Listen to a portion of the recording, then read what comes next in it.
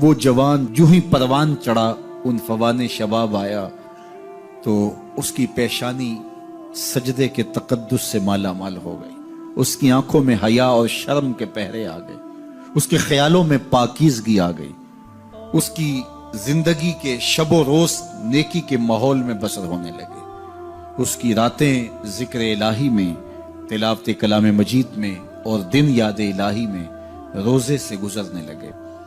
وہ جوان جس کی جوانی اللہ کی عبادت میں گزری، کیونکہ جوانی اگر عبادت میں گزر گئی تو بڑھاپا تو پر نور ہے ہی ہے۔ سب سے مشکل مرحلہ زندگی کا جوانی کا ہے۔ شیطان زیادہ ورغلاتا ہے کسی شخص کو جب وہ جوانی کے مرحلوں سے گزر رہا ہوتا ہے۔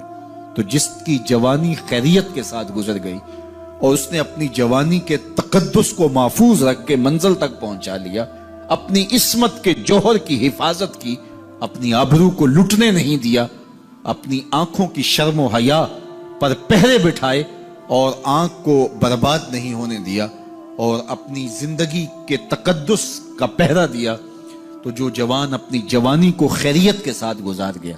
کسی نے کہا تھا نا، کتاب زیست کا ایک اور باب ختم ہوا، شباب ختم ہوا، ایک عذاب ختم ہوا۔ تو جوانی جس کی منزل تک پہنچ گئی خیریت کے ساتھ، عافیت کے سائے میں، مشکل تو بڑا ہے جوانی کو منزل تک لے جانا، خیریت کے ساتھ، داغدار نہ ہونے دینا، جوانی کے تقدس کو رسوا نہ ہونے دینا، عصمت کے جوہر پہ کالک نہ لگنے دینا، خواہشات کو غالب نہ آنے دینا۔ آسان کام تو نہیں ہے، مشکل کام ہے، لیکن اگر کوئی مشکل کاٹ گیا، جوانی کے تھوڑے سے ایام میں گزار گیا، اللہ اکبر۔ حضرت شیخ ختلی کہتے ہیں، داتا گنج بخش علی حجویری علیہ رحمہ کے مرشد ہیں، الدنیا یوم ولنا فیہا صوم۔ وہ کہتے ہیں دنیا ایک دن ہے، ہم روزہ رکھ کے گزار رہے ہیں۔ تو روزہ رکھ کے سارا دن گزر ہی جاتا ہے، دوپہر بھی آتی ہے گزر جاتی ہے، اور عصر کا وقت بھی آتا ہے گزر جاتا ہے، کھانے کا وقت بھی آتا ہے، چائے کا وقت بھی آتا ہے، سب کچھ ہوتا ہے لیکن گزر جاتا ہے، افطار تک بندہ پہنچ جاتا ہے۔ جس نے زندگی روزے کی طرح گزار دی، جس نے جوانی روزہ رکھ کے گزار دی، خواہشات کو بے قابو نہیں ہونے دیا، مشکل کام تھا لیکن اس نے مشکل کام کر دکھایا۔ اجر کتنا بڑا ہے، سنیے اللہ کے محبوب کی زبان سے سنیے۔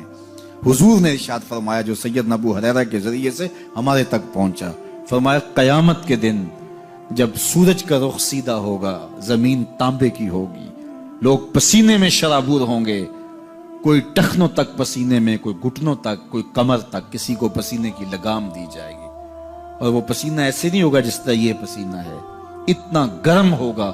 ابن رجب حنبلی کہتے ہیں اس پسینے کا ایک قطرہ اگر احد پہاڑ پہ ڈال دیا جائے تو وہ پگھل جائے، اتنا گرم ہوگا، بدبودار اتنا ہوگا، ایک قطرہ دنیا پہ ڈال دیا جائے، انسان کیا جانوروں کے دماغ بھی پھٹ جائیں، اس پسینے میں لوگ شرابور ہوں گے۔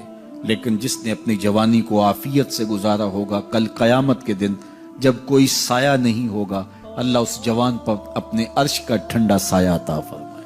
وہ شخص جس کو کسی عورت نے دعوت گناہ دی اور وہ صاحب منصب تھی، صاحب جمال تھی، اور اس نے یہ کہہ کہ یہ خواہش، یہ آرزو مسترد کر دی، انی خاف اللہ۔ اسی طرح کوئی عورت ہے تو اس نے اپنے تقدس کی حفاظت کی، اپنی آبرو پہ پہرا دیا اور کسی پیشکش کو ٹھکرا دیا، تو فرمایا قیامت کے دن جب کوئی سایہ نہیں ہوگا، اللہ اسے بھی اپنے عرش کا ٹھنڈا سایہ دے گا۔ کیسا سخت دن ہوگا، اور وہ کس اعزاز میں ہوگا، کس تکریم میں ہوگا۔ یہ تو 4 دن 10-20 سال ہیں، اور وہ 50,000 سال کا ایک دن۔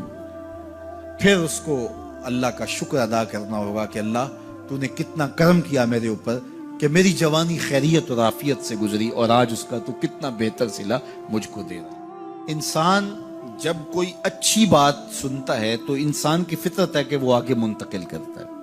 آج کل وہ شیئر کر دیتے ہیں نا، جو بات آئے تو آپ اس کو آگے بڑھاتے ہیں، دوستوں میں شیئر کر دیتے ہیں۔ تو یہ انسان کی فطرت سے افواہیں بھی اس لیے پھیلتی ہیں کہ جو بھی بات آپ سنتے ہیں فوری آپ کی کوشش ہوتی ہے کہ یہ سب سے پہلے دوستوں کو میں ہی بتاؤں۔ تو یہ انسانی فطرت ہے۔ تو جب افواہ اور ایسی چیز، کوئی غم کی خبر بھی ہو، کسی کی وفات کی خبر بھی ہو، تو اس وقت بھی انسان کی فطرت، سست سے سست آدمی بھی پھر جلدی جلدی فون کرتا ہے، آگے بڑھاتا ہے کہ فلاں سے ایک فوت ہو گیا۔ تو چونکہ یہ فطرت ہے، بات کو آگے بڑھانے کا شوق ہے انسان کے اندر رکھا ہے، اس سے چیزیں پھیلتی ہیں، اور پھر جو خیر کی خبر ہوگی یا خیر کی بات ہوگی تو اس کو تو آگے پھیلانے کا پھر ہمارا دین بھی ہمیں ترغیب دیتا ہے، جذبہ دلاتا ہے۔ تو حضرت ابو ہریرہ اس جذبے کے تحت جو سنتے تھے پھر آگے منتقل کرتے۔ اب حضور کی بارگاہ سے اٹھ کے جاتے تو سب سے پہلے گھر جاتے اور سب سے پہلے اپنی ماں کو سناتے، اور ماں تھی کافرہ، وہ سننے کی بجائے، خوش ہونے کی بجائے سن کے وہ الٹا ناراض ہوتی اور کوئی نہ کوئی ایسی بات کر دیتی۔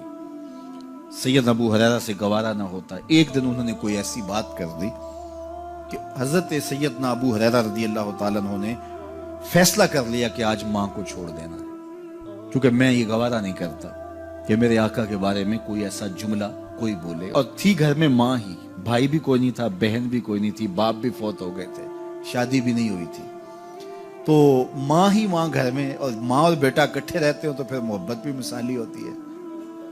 تو اب ماں ہی ایک رشتہ ہے مادی دنیا کے اوپر، تو حضرت ابو ہریرہ رضی اللہ تعالیٰ عنہ نے فیصلہ کر لیا کہ چھوڑ دینا ہے۔ چھوڑ کے گھر سے نکلے، لیکن دل ڈوب رہا ہے کہ ایک ہی تو رشتہ تھا وہ بھی گیا۔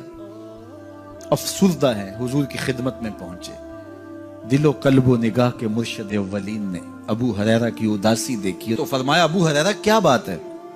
تو حضرت ابو ہریرہ جس طرح بندہ پھٹ نہیں پڑتا، تو عرض کی حضور میری ماں کی ہدایت کی دعا کر دیجئے۔ ساری کہانی 2 لفظوں میں بیان کر دی، میری ماں کی ہدایت کی دعا کر دیجئے۔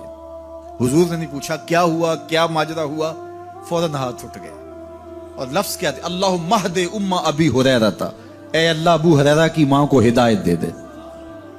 ادھر انہوں نے بے چینی سے یہ بات کہی، ادھر حضور کے ہاتھ اٹھے، پھر ان اٹھے ہوئے ہاتھوں کو خالی تو موڑا ہی نہیں جاتا، اجابت کا صحرا عنایت کا جوڑا، دلہن بن کے نکلی دعائے محمد صلی اللہ علیہ وسلم۔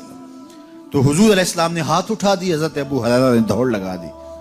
کسی نے پوچھا ابو ہریرہ آج بڑی جلدی ہے؟ کہا آج ہی تو دیکھنا چاہتا ہوں، گھر پہلے میں پہنچتا ہوں یا حضور کی دعا پہلے پہنچتی؟ جا کے دروازے کو دستک دی، اندر پانی کے کھنکنے کی آواز آ رہی تھی جس طرح کوئی غسل کر رہا۔ آواز دی تو آواز آئی، بیٹا ابو ہریرہ ٹھہرو، میں بھی آئی۔ کہا لہجے سے سمجھ گیا اس میں محمد عربی کی دعا بول رہی ہے۔ تھوڑی دیر کے بعد میری ماں آئی، تازہ آثار وضو سے اور غسل کی وجہ سے ان کے جو ہے وہ بالوں سے قطرے ٹپک رہے تھے، اور لبوں پر میرے حضور کا کلمہ جاری تھا۔ اللہ اکبر، سیدنا ابو ہریرہ تیرے مقدر پہ قربان۔ ایک سفر میں حضور علیہ السلام اور اصحاب گامزن تھے کہ راستے میں قیام کیا، تو ایک قبیلے کی صلح کروانے کے لیے حضور علیہ السلام تشریف لے گئے۔ وہاں کچھ تاخیر ہو گئی تو صحابہ نے حضرت ابو بکر صدیق کو کہا کہ حضور رک گئے ہیں تو نماز کا وقت جا رہا ہے، آپ نماز پڑھا دیجیے۔ تو حضرت ابو بکر صدیق رضی اللہ تعالیٰ عنہ مصلی پہ کھڑے ہو گئے۔ اب نماز شروع ہوگی، ادھر سے حضور بھی فارغ ہو گئے، تو آقا کریم تشریف لائے۔ تو آقا کریم علیہ السلام جو ہی تشریف لائے تو صحابہ کی صفیں بندی ہوئی تھی، حضور کو دیکھا انہوں نے راستہ چھوڑ دیا۔ پیچھے سے لے کر کے مصلی تک صحابہ نے حالت نماز کے اندر حضور کے لیے راہ کشادہ کر۔ کاش کہ یہ حدیث سب لوگوں نے پڑھی ہوتی اور امت میں اتنے فرقے نہ بنتے، اور یہ سوچ کبھی نہ پنپتی کہ نبی کے خیال سے نماز ٹوٹتی ہے۔ یہاں تو راستے چھوڑے جا رہے ہیں، یہاں تو پروٹوکول دیا جا رہا ہے۔ اللہ اکبر، اور یہ حدیث کہیں چھپی نہیں ہے، بخاری کے اندر چھپی ہوئی۔ اللہ اکبر، آقا کریم علیہ السلام تشریف لائے تو صحابہ نے راستہ چھوڑنا شروع کر دیا، نماز بھی چل رہی ہے اور حضور کا راستہ بھی چھوڑ رہے ہیں۔ بالکل حضرت ابو بکر صدیق کے پیچھے آ کے حضور کھڑے ہو گئے۔ ابو بکر لا یلتفت یمینا ولا یسارا، جب آپ نماز پڑھتے تھے تو نہ دائیں دیکھتے نہ بائیں دیکھتے، پوری توجہ انہماک ہوتا۔ وہ اپنی کیفیات کے جہان میں ڈوبے تھے اور حضور آ کے پیچھے کھڑے ہو گئے۔ صحابہ نے اپنے ہاتھوں کی پشت پہ ہاتھ مارنے شروع کر دیے۔ مقعن و تصدیہ، قرآن نے تالی لگانا، سیٹی مارنا، یہ شیطانی اعمال ہیں، لیکن ہاتھ کی پشت پہ ہاتھ مار کے متنبع کرنا یہ مختلف مواقع کے اوپر یہ جائز ہے۔ تو اب جب حضور آ کے پیچھے کھڑے ہو گئے اور صحابہ سمجھے کہ حضرت ابو بکر صدیق ایک استغراق کے عالم میں ہیں، ایک کیفیت کے جہاں میں ڈوبے ہیں، تو انہوں نے اپنے ہاتھوں کی پشتوں پہ ہاتھ مارنے شروع کر دیے۔ تو حضرت صدیق اکبر سمجھ گئے کوئی غیر معمولی واقعہ ہو گیا۔ دیکھا پیچھے حضور کھڑے تھے، اللہ اکبر۔ تو حضرت صدیق اکبر مصلی سے سرک کے پیچھے آنے لگے تو آقا کریم نے اشارہ کیا رکو، نماز پڑھاؤ۔ سیدنا صدیق اکبر اس کے باوجود پیچھے آ گئے۔ کبھی ہوتا ہے حکم اور کبھی ادب آگے ہوتا ہے، اللہ اکبر۔ حضرت سیدنا علی المرتضیٰ رضی اللہ تعالی عنہ کو کہا نا حضور نے صلح حدیبیہ کے موقع پہ، صلح نامہ لکھوایا جا چکا تو لکھا یہ محمد رسول اللہ اور قریش کی جانب سے ہے۔ تو عروہ نے کہا اگر محمد رسول اللہ مان لیں ہم تو پھر لڑائی کس چیز کی ہے؟ تو اس لیے محمد رسول اللہ نہیں، محمد بن عبداللہ لکھا جائے۔ تو وہ اس بات پہ بضد ہو گئے، اور اگر ایسا نہیں ہوتا تو معاہدہ ٹوٹ رہا تھا۔ تو حضور نے حضرت علی المرتضیٰ سے کہا کہ چلو رسول اللہ کا لفظ مٹا دو۔ عرض کی میں تو نہیں مٹاؤں گا، میں تو نہیں مٹاؤں گا، یہ نام میں تو نہیں مٹا سکتا۔ پھر حضور نے خود مٹایا۔ اب یہاں حضور نے کہا ابو بکر رکو، لیکن حضرت ابو بکر نہیں رکے، پیچھے آ گئے۔ اور پھر حضور خیر مصلی پہ گئے، نماز ہوئی، سلام پھرا تو حضرت ابو بکر صدیق رضی اللہ تعالیٰ عنہ کو حضور نے کہا ابو بکر جب میں نے کہا تھا تم رکے رہو تو تم کیوں پیچھے آئے؟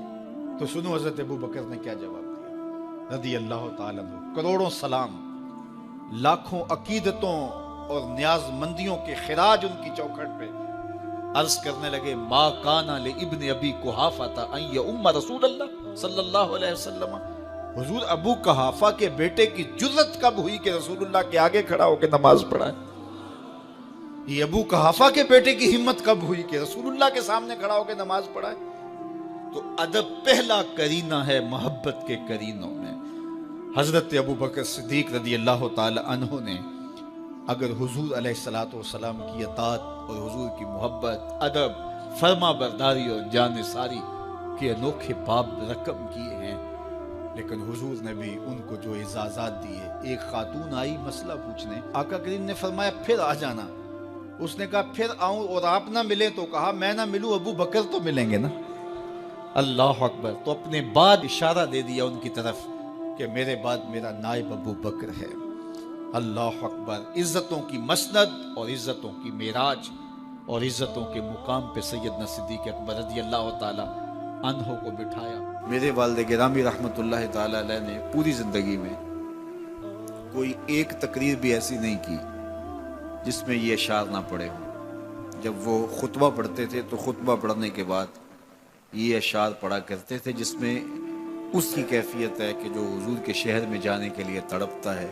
ز مہجوری برآمد جان عالم، ز مہجوری برآمد جان عالم، تراہم یا نبی اللہ تراہم۔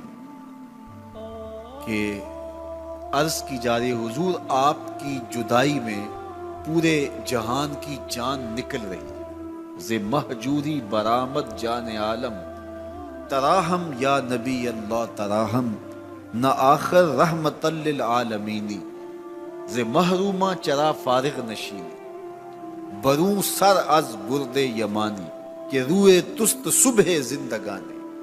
حضور اپنا سر انور اس یمنی چادر سے ذرا نکالیے، چونکہ آپ کا چہرہ انور زندگی کی صبح ہے، زندگی کی بہار ہے۔ ادیم طائف نعلین پاکن، شراکز رشتہ جاں ہائے ماکن۔ اللہ اکبر۔ جامی علیہ رحمہ کا انداز کتنا دل آویز ہے۔ وہ کہتے ہیں حضور آپ طائف کے بنے ہوئے چمڑے کے جوتے پاؤں کی زینت بنائیں۔ آپ جوتے جو پہنے وہ طائف کا مشہور چمڑا ہو اور اس کے بنے ہوئے۔ شراکز رشتہ جاں ہائے ماکن، اور اس کے اندر جو تسمے ڈالیں وہ جامی کی جان کے ڈالیں، جامی کے چمڑے کے نہیں، جامی کی جان کے تسمے ان نالین میں ڈالیں جو آپ طائف کے بنے ہوئے نالین زیب تن کریں۔ وہ ایک شاعر کہتا ہے عربی کا کہ یا لیتنی کنتو تربت ایبتکم فلتسمت نعالک ذاک کدی، کاش میں مولوی نہ ہوتا۔ وہ بہت بڑا شیخ الحدیث گزرا ہے، تو وہ کہتا ہے میں کاش شیخ الحدیث نہ ہوتا، میں مولوی نہ ہوتا، مدینے کی گلی کی مٹی ہوتا، حضور گزرتے طلبوں کو چوم لیتا۔ چے باشد گر کنی سوئے نگاہے، ہمیشہ گر نہ باشد گاہے گاہے، نگاہے یا رسول اللہ نگاہے، صد ہزاراں جبریل اندر بشر، بہر حق سوئے غریبہ یک نظر، یا رسول اللہ انظر حالنا، یا حبیب اللہ اسما قالنا، اننی فی بحر غم مغرق خذ یدی ساحل لنا اشکالنا، یا صاحب الجمال و یا سید البشر من وجهک المنیر لقد نور القمر، لا یمکن الثناء کما کان حقہ بعد از خدا بزرگ توئی قصہ مختصر۔ ساری کہانی آ کے یہی ختم ہوتی ہے۔